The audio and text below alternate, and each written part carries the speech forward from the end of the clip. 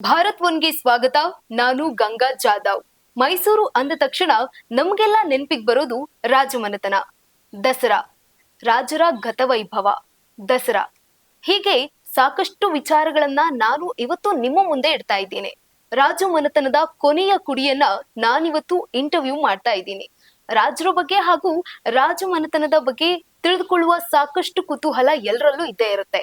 ಆ ಒಂದು ಕುತೂಹಲಕ್ಕೆ ಇವತ್ತು ನಾನು ಇಬ್ರು ಮುಖ್ಯವಾದಂತಹ ವಿಶೇಷವಾದ ವ್ಯಕ್ತಿಗಳನ್ನ ಸಂದರ್ಶನ ಮಾಡ್ತಾ ಇದ್ದೀನಿ. ಇವರು ರಾಜವಂಶಸ್ತ್ರ ಕೊನೆಯ ಕುಡಿ ಜಯಚಾಮರಾಜೇಂದ್ರ ಒಡೆಯರ್ ಮಕ್ಕಳಾದ ಕಾಮಾಕ್ಷಿ ದೇವಿ ಒಡೆಯರ್ ಹಾಗೂ ಇಂದ್ರಾಕ್ಷಿ ದೇವಿ ಒಡೆಯರ್ ಅವರನ್ನ ಸಂದರ್ಶನ ಮಾಡ್ತಾ ಇದ್ದೀನಿ.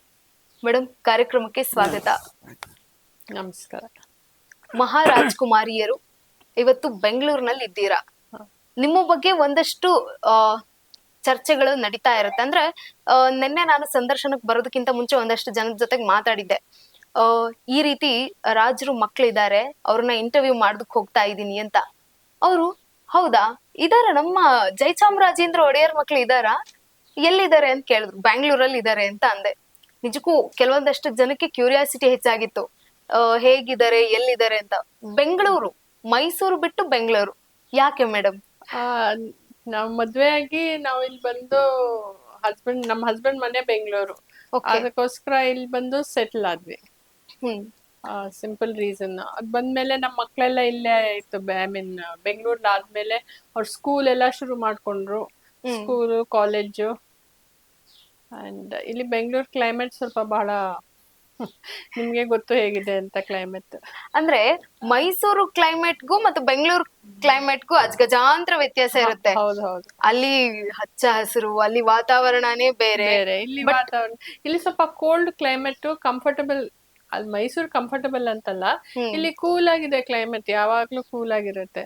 ಬಟ್ ಈ ವರ್ಷ ಮಾತ್ರ ಇದು ಸಮ್ಮರ್ಲಿ ಬಹಳ ಶೆಕೆ ಇತ್ತು. ಈ ತರ ನಾವ್ ನೋಡೇ ಇಲ್ಲ. ನನ್ ಲೈಫ್ ನಂತೂ 70 ವರ್ಷ ಆಯ್ತು ನನ್ಗೆ ಈ ತರ ಹೀಟ್ ನೋಡೇ ಇಲ್ಲಪ್ಪ. ಅದೇನು ಅಂತ ಈ ತರ ಹೀಟ್ ಇತ್ತು ಗೊತ್ತಿಲ್ಲ. ಮುಂಚೆ ಎಲ್ಲ ಗ್ರೀನರಿ ಅಂತ ಹೇಳ್ಬಿಟ್ಟು ಸಿಟಿ ಅಂತ ಇರ್ತಾ ಇದ್ರು. ಇವಾಗ ಬರೀ ಪೊಲ್ಯೂಷನ್, ಟ್ರಾಫಿಕ್, ಅದು ಇದು. ಬಟ್ ಮೈಸೂರ್ನ ಮಿಸ್ ಮಾಡ್ಕೊಳ್ತೀರಾ ಈ ಟ್ರಾಫಿಕ್ ನೆಲ್ಲ ನೋಡಿದಾಗ? ಟ್ರಾಫಿಕ್ ನೋಡಿದಾಗ ಡೆಫಿನೆಟ್ಲಿ ಮಿಸ್ ಮಾಡ್ಕೋತೀವಿ. ಅಂಡ್ ಚಾಮುಂಡಿ ಬೆಟ್ಟನ ಬಹಳ ಮಿಸ್ ಮಾಡ್ತೀವಿ. ಯಾಕೆಂದ್ರೆ ಅದೇ ನಮ್ಗೆ ಮೈಸೂರು ಅಂದ್ರೆ ಚಾಮುಂಡಿ ಬೆಟ್ಟ. ಹೌದು, ಅದೊಂಥರ ನೆಮ್ಮದಿ ನಮ್ಗೆ. ಕರೆಕ್ಟ್. ನಿಮ್ಮಿಬ್ಬರ ಬಾಲ್ಯ ಅಂತಂದ್ರೆ ಮೈಸೂರಿನಲ್ಲಿ ಅಂಬಾವಿಲಾಸ ಅರಮನೆಯಲ್ಲಿ ಹುಟ್ಟಿ ಬೆಳೆದವರು ನೀವುಗಳು. ಹೌದು. ಅದ್ರ ಬಗ್ಗೆ ಹೇಳೋದಾದ್ರೆ, ಆ ಕಾಲದಲ್ಲೇ ಏನೋ ಈಗ ಒಂದು 60-70 ಇಯರ್ಸ್ ಹಿಂದೆ ಇಂಡಿಯಾನೇ ಬೇರೆ ತರ ಇತ್ತು. ಸೊ ಅವಾಗ ನಾವು ಆ ವಾತಾವರಣನೇ ಬೇರೆ ಇತ್ತು. ಎಲ್ಲ ಒಂಥರ ನಮ್ಮ ಲೈಫೇ ಬೇರೆ ತರ. ಈ ತರ ಚೇಂಜಸ್ ಬರ್ತದೆ ಅಂತ ನಾವು ನಿಜವಾಗ್ಲೂ ಅನ್ಕೊಂಡಿರ್ಲಿಲ್ಲ. ಅವಾಗ ಎಲ್ಲ ಏನೋ ರಾಜರ ಆಡಳಿತ ಇರ್ಲಿಲ್ಲ. ಯಾಕೆಂದ್ರೆ ಅವಾಗ ಇಂಡಿಪೆಂಡೆಂಟ್ ಇಂಡಿಯಾ ಇತ್ತು. ಆದ್ರೂ ಕೂಡ ನಮ್ ಲೈಫ್ ವಾಸ್ ಡಿಫ್ರೆಂಟ್. ಸ್ವಲ್ಪ ಅಷ್ಟು ಈ ತರ ನಮ್ಗೆ ಫ್ರೀಡಮ್ ಇರ್ಲಿಲ್ಲ ಎಲ್ಲಾ ಕಡೆ ಹೋಗೋಕು. ಯಾಕೆಂದ್ರೆ ಸ್ವಲ್ಪ ರಿಸ್ಟ್ರಿಕ್ಷನ್ಸ್ ಇತ್ತು. ಯಾಕೆ ನಮ್ ಫಾದರ್ ಗವರ್ನರ್ ಆಗಿದ್ರು ಅವಾಗ, ಕರ್ನಾಟಕ ಸ್ಟೇಟ್. ಆಮೇಲೆ ತಮಿಳ್ನಾಡ್ಗೆ ಹೋದ್ರು. ಅದಕ್ಕೆ ಸ್ವಲ್ಪ ರಿಸ್ಟ್ರಿಕ್ಷನ್ಸ್ ಇತ್ತು. ಆದ್ರೂ ಇಟ್ಸ್ ಡಿಫ್ರೆಂಟ್ ಲೈಫ್. ನಾವು ರೈಡಿಂಗ್ ಹೋಗ್ತಾ ಇದ್ದೋ. ಆಮೇಲೆ ಸ್ಪೆಷಲ್ ಸ್ಕೂಲ್ ಇತ್ತು ನಮ್ಗೆ ಪ್ಯಾಲೇಸ್ಲಿ. ಆ ಸ್ಕೂಲಲ್ಲಿ ಸ್ಟಡಿ ಮಾಡಿದ್ವಿ. ಆಮೇಲೆ ನಾನು ನಿಮ್ ತರ ಮಹಾರಾಣೀಸ್ ಕಾಲೇಜ್ ಮೈಸೂರ್ಲಿ ಓದ್ತಾ ಇದ್ದೆ. ಕಾಲೇಜ್ ಇಯರ್ಸ್ ಅದು ಬೆಸ್ಟ್ ಇಯರ್ಸ್ ಅಂತ ಹೇಳ್ಬೋದು. ಅವಾಗ ಏನು ವರಿ ಇರ್ಲಿಲ್ಲ, ಚೆನ್ನಾಗಿತ್ತು. ಅಂದ್ರೆ ಮಹಾರಾಣೀಸ್ ಕಾಲೇಜಲ್ಲಿ ಓದಿದ್ರಿ ಅಂತಂದ್ರಿ, ಅಲ್ಲಿ ಸಾಕಷ್ಟು ಜನ ಬರ್ತಾರೆ. ಹೌದು. ರಾಣಿಯರು, ರಾಜ್ಕುಮಾರಿಯರು ಬರ್ತಾ ಇದಾರೆ ನಮ್ ಕಾಲೇಜ್ಗೆ ಅಂತ. ನಿಮ್ ಸ್ನೇಹಿತರ ಒಡನಾಟ ಹೇಗಿತ್ತು ಅಂತ? ಎಲ್ಲ ನಾವ್ ಎಲ್ರ ಜೊತೆಗೂ ಮಿಕ್ಸ್ ಮಾಡ್ತಾ ಇದ್ವಿ. ಆತರ ಏನಿಲ್ಲ, ಎಲ್ಲ ಸುಮ್ನೆ ನೋಡೋರು, ಇವ್ರು ಪ್ಯಾಲೇಸ್ ಇಂದ ಬಂದಿದ್ದಾರೆ ಅಂತ. ಅಲ್ಲಿಂದ ಬರುವಾಗ ಹೇಳೋರು, ನನ್ ಫ್ರೆಂಡ್ ರಾಜ್ಕುಮಾರಿ ಅಂತ ಎಲ್ಲ ಈ ರೀತಿ ಏನಾದ್ರು ಮೆಲ್ಕು ಹಾಕೋದಾದ್ರೆ ಸ್ವಲ್ಪ ಆತರ ಇರ್ತಾ ಇತ್ತು. ಆದ್ರೂ ಮೋಸ್ಟ್ಲಿ ಎಲ್ಲ ನಾವು ಎಲ್ರ ಜೊತೆಗೂ ಹೊಂದ್ಕೊಂಡು ಫ್ರೆಂಡ್ಶಿಪ್ ಇತ್ತು ಎಲ್ಲ. ಮೇಡಮ್, ಮೈಸೂರು ಅಂದ್ರೆ ದಸರಾ ಅಂತಂದ್ರೆ ಮೈಸೂರು ವರ್ಲ್ಡ್ ಫೇಮಸ್ ದಸರಾ. ಆಗಿನ ಕಾಲದ ದಸರಾಗೂ ಈಗಿನ ಕಾಲದ ದಸರಾಗೂ ವ್ಯತ್ಯಾಸ ಏನು ಮೇಡಮ್? ವ್ಯತ್ಯಾಸ ಕಂಪ್ಯಾರಿಸನ್ ಮಾಡಕ್ ಆಗಲ್ಲ. ಅದೇ ಬೇರೆ ತರ ಇತ್ತು. ಜಯಚಾಮರಾಜ ಒಡೆಯರ್ ದಸರಾನೇ ಬೇರೆ ಇತ್ತು.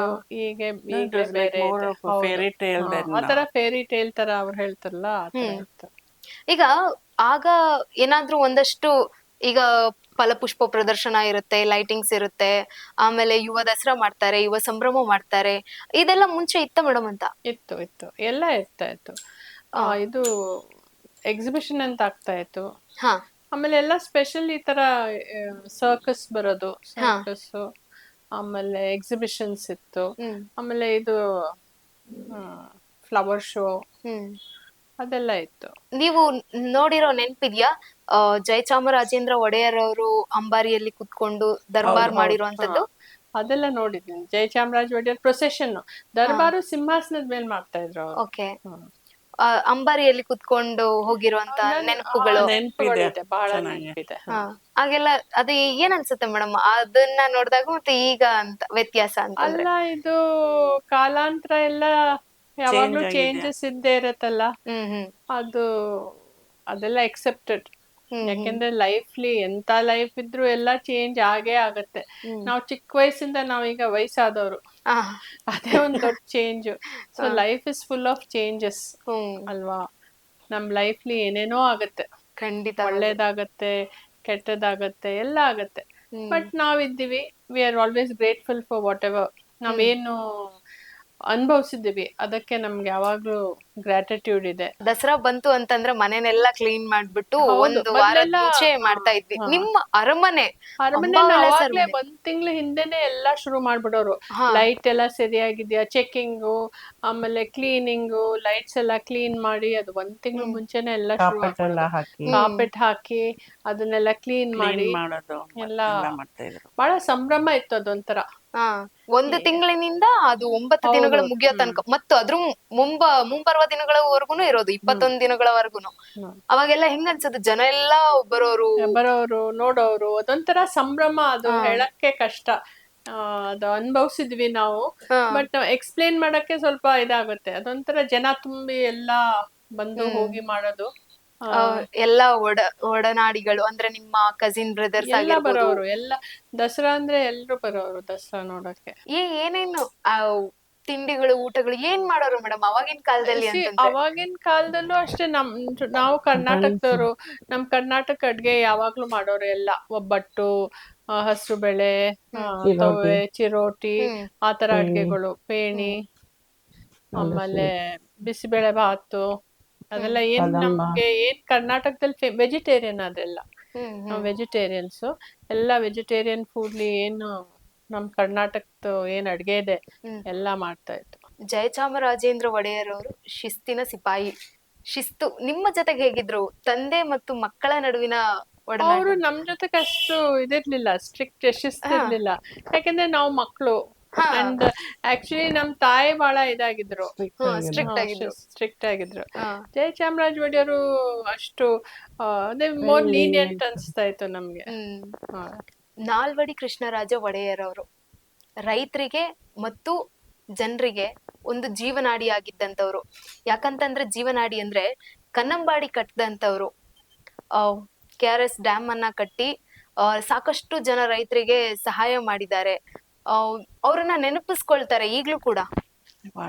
ನಿಮ್ ತಾತ ಅವ್ರ ಬಗ್ಗೆ ಹೇಳೋದಾದ್ರೆ? ಹೌದು, ಅವ್ರು ಮಾಡಿರೋ ಕೆಲ್ಸಕ್ಕೆ ಎಲ್ರು ನೆನ್ಸ್ಕೋತಾರೆ. ನೋಡಿ, ನಾವು ಒಂದ್ ಒಳ್ಳೆ ಕೆಲ್ಸ ಮಾಡ್ಬಿಟ್ಟು ಹೋದ್ರೆ ಅದು ಜನಕ್ಕೆ ಉಪಕಾರ ಆದ್ರೆ ಯಾವಾಗ್ಲೂ ನಾವ್ ಇಲ್ದೇದ್ರು ನಮ್ನ ನೆನ್ಸ್ಕೋತಾರೆ ಅಲ್ವಾ. ಇವ್ರು ನೋಡಿ, ಅವ್ರು ಕೃಷ್ಣರಾಜ ಒಡೆಯರ್ ಹೀಗ್ ಮಾಡಿದ್ರು, ನಮ್ಗೆ ಅವರಿಂದ ಈ ತರ ಅನುಕೂಲ ಆಯ್ತು ಅಂತ ಎಷ್ಟು 3-4 ತಲೆ ಆಯ್ತು, ಎಲ್ರು ನೆನ್ಸ್ಕೋತಾರೆ. ಅವ್ರು ಹಿಂಗ್ ಮಾಡಿದ್ರಂತೆ, ಅದಕ್ಕೋಸ್ಕರ ನಮ್ಗಿದೆಲ್ಲ ಈಗ ನೀರಾವರಿ ಯೋಜನೆಗಳು, ಮತ್ತೆ ರೈತರಿಗ್ ಸಹಾಯ ಆಯ್ತು, ಎಲ್ರಿಗೂ ಸಹಾಯ.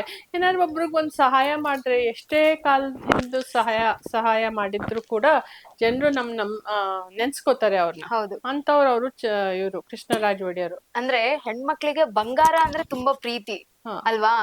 ನಾಲ್ವಡಿ ಕೃಷ್ಣರಾಜ್ ಒಡೆಯರ್ ಅವರ ತಾಯಿ ಅವರು ತಮ್ಮ ಒಡವೆನೆಲ್ಲ ಕೊಟ್ಬಿಟ್ಟು ಈ ರೀತಿ ಉಪಕಾರ ಮಾಡು, ರೈತರಿಗೆ ಒಳ್ಳೇದಾಗ್ಲಿ. ಅದು ಏನಾಯ್ತು ಅಂದ್ರೆ, ಕನ್ನಂಬಾಡಿ ಕಟ್ಟುವಾಗ ಅವಾಗ ಬ್ರಿಟಿಷ್ ರೂಲ್ ಇತ್ತಲ್ಲ ಇಂಡಿಯಾಲಿ. ಬ್ರಿಟಿಷ್ ಅವರು ಸರ್ಟನ್ ಅಮೌಂಟ್ ಈ ತರ ನಮ್ಮ ಈ ಸ್ಟೇಟ್ಗೆ ಇಷ್ಟು ದುಡ್ಡು, ಯಾವ್ದ್ರಲ್ಲಿ ಇಷ್ಟು ಡೆವಲಪ್ಮೆಂಟ್ ಆಗ್ಬೇಕು ಅಂತ ಅವರು ಇದ್ ಮಾಡ್ತಾ ಇದ್ರು, ನಿರ್ಮಾಣ ಅವ್ರದ್ದು. ಅದ್ರಲ್ಲಿ ಸ್ವಲ್ಪ ಎಕ್ಸ್ಟ್ರಾ ಆಯ್ತು ಕನ್ನಂಬಾಡಿ ಕಟ್ಟುವಾಗ, ದುಡ್ಡು ಕಡಿಮೆ ಆಯ್ತು. ಅದಕ್ಕೆ ಬ್ರಿಟಿಷ್ ರಾಜ್ಯದಿಂದ ಸಿಗ್ಲಿಲ್ಲ ಆ ದುಡ್ಡು. ಅದಕ್ಕೆ ನಮ್ಮ ಕೃಷ್ಣರಾಜ ಒಡೆಯವರು ತಾಯಿ ಇದ್ರಲ್ಲ, ಅವರು ಅವರ ಜುವೆಲ್ಸ್ ನ ಅಡವೆ ಇಟ್ಬಿಟ್ಟು ಕಂಪ್ಲೀಟ್ ಮಾಡಪ್ಪ, ಜನಕ್ಕೊಂದು ಉಪಯೋಗ ಆಗ್ಲಿ ಅಂತ ಅವ್ರು ಅದನ್ನ ಮಾಡಿದ್ರು. ರಾಜರು ಮತ್ತೆ ಜನರ ನಡುವಿನ ಬಾಂಧವ್ಯ ಹೇಗಿತ್ತು ಮೇಡಮ್ ನೀವು ಅವಾಗ ನೋಡಿದಾಗ? ಆ ಬಾಂಧವ್ಯ ಯಾವಾಗ್ಲೂ ಇತ್ತು. ಆಕ್ಚುಲ್ ಆಗಿ ನಮ್ ಮೈಸೂರ್ ಜನ ನಮ್ಗೆ ತೋರ್ಸಿರೋ ಪ್ರೀತಿ ವಿಶ್ವಾಸ ಅದೆಲ್ಲ ನಮ್ಗೆ ಇವತ್ತು ಕೂಡ ಒಂಥರ ಇದಾಗುತ್ತೆ, ಮೈ ಜುಮ್ ಅಂತದೆ. ಅವ್ರೆಷ್ಟು ಇದರಿಂದ ಒಳ್ಳೆ ಭಾವನೆ ಇಟ್ಟು ಪ್ರೀತಿ ಇಟ್ಟು ನಮ್ ಮೇಲೆ ಆ ದೃಷ್ಟಿ ಇಟ್ಕೊಂಡಿದ್ದಾರೆ. ವಿ ಆರ್ ಎವರ್ ಗ್ರೇಟ್ಫುಲ್ ಅಂತ ಹೇಳ್ಬೋದು, ಕೃತಜ್ಞರಾಗಿದ್ದೀವಿ ಅವರ ಪ್ರೀತಿ ವಿಶ್ವಾಸಕ್ಕೆ ನಿಜವಾಗ್ಲು. ಅಲ್ಲಿ ಮೈಸೂರಲ್ಲಿ ಯಾರು ನಾರ್ಮಲ್ ಆಗಿ ಹೇಳೋ ಹಾಗೆ ಇಲ್ಲ, ಹಂಗೆ ಹಿಂಗೆ ಅಂತ. ರಾಜರು ಅಂತಂದ್ರೆ ಒಂದು ಭಕ್ತಿ. ಹೌದು. ಪ್ಯಾಲೇಸ್ ಇಂದ ಮುಂದೆ ಹೋಗುವಾಗ ಆಗಿರ್ಬೋದು, ಅಲ್ಲೆಲ್ಲ ಇರುತ್ತೆ. ಆಮೇಲೆ ಯುದ್ಧ ಮಾಡುವಾಗ ನಮ್ಮ ಒಂದು ಅರಮನೆ ಮುಂದ್ಗಡೆ ಇರುವಂತಹ ಆಂಜನೇಯ ವೀರಾಂಜನೇಯ ಸ್ವಾಮಿ ದೇಗುಲದ ಅಲ್ಲಿ ಬಂದ್ಬಿಟ್ಟು ತಾಯಿ ಚಾಮುಂಡೇಶ್ವರಿ ಅವರು ಆಶೀರ್ವಾದ ಮಾಡೋರಂತೆ ರಾಜರಿಗೆ, ಯುದ್ಧ ಮಾಡುವಾಗ ಹಿಂಗೆ ಹಿಂಗೆ ಅಂತ. ಅದು ಏನಾದ್ರು ಹೇಳ್ತಾ ಇದ್ರ ಹಿಂಗೆ ಇದೆ ಅಂತ ಹೇಳಿ? ಅಲ್ಲ, ಅದೆಲ್ಲ ಯಾಕೆಂದ್ರೆ ನಾವು ಕ್ಷತ್ರಿಯ ವಂಶದಲ್ಲಿ ಹುಟ್ಟೋರು. ಅಲ್ಲಿ ನಮ್ 3 ಇದೆ, ಗಣಪತಿ, ಆಂಜನೇಯ ಸ್ವಾಮಿ, ದೇವಿ. ಹೌದು. ಗಣಪತಿ ಅಂದ್ರೆ ನಮ್ ವಿಘ್ನ ಎಲ್ಲ ನಿವಾರಿಸ್ಲಿ ಅಂತ. ದೇವಿಗೆ ನಾವು ಕ್ಷತ್ರಿಯರಾಗಿದ್ವಿ, ನಾವು ಯುದ್ಧಕ್ಕೆ ಹೋದ್ರೆ ಅವಳು ನಮ್ಗೆ ಇದು ಮಾಡ್ಬೇಕು, ಆಶೀರ್ವಾದ. ಅವಳಿಂದಾನೇ ನಮ್ಗೆ ಪ್ರೊಟೆಕ್ಷನ್, ಕವಚ, ದೇವಿ ಕವಚ. ಆಂಜನೇಯ ಸ್ವಾಮಿ ನಮಗೆ ಬುದ್ಧಿ ಕೊಡ್ತಾನೆ, ಹೆಂಗ್ ಮುಂದಕ್ ನಡಿಬೇಕು, ಹೆಂಗ್ ಇದ್ ಮಾಡ್ಬೇಕು ಅಂತ. ಅವನದೊಂದು ಪ್ರೊಟೆಕ್ಷನ್ ಯಾವಾಗ್ಲೂ. ಸಾಕಷ್ಟು ಜನಕ್ಕೆ ಇದ್ರ ಬಗ್ಗೆ ಗೊತ್ತೇ ಇರ್ಲಿಲ್ಲ. ಈ ಒಂದು ಅಲ್ಲ, ಅದು ನಾರ್ಮಲ್ ನಮ್ಮ ಹಿಂದೂ ಇದ್ರಲ್ಲೆಲ್ಲ ಅದು ಉಂಟಲ್ಲ, ಗಣಪತಿ, ದೇವಿ, ಆಮೇಲೆ ಆಂಜನೇಯ ಸ್ವಾಮಿ.